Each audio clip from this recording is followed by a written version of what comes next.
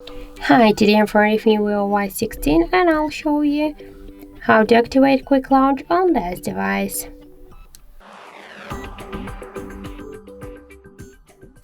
So first open the Settings application and then scroll down to the Shortcuts and Accessibility section. Then click here to the Quick Launch.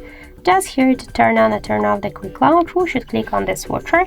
And now, for example, we can see that we just activate here the charge option.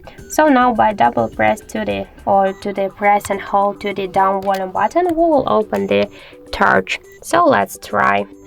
Don't forget to lock your device and now press and hold the volume down button and we can see that the flashlight successfully activated. Just to turn it off by the same way, press and hold the down volume button and that's it. So thank you for watching, and if you find this video helpful, don't forget to leave a like, comment and to subscribe our channel.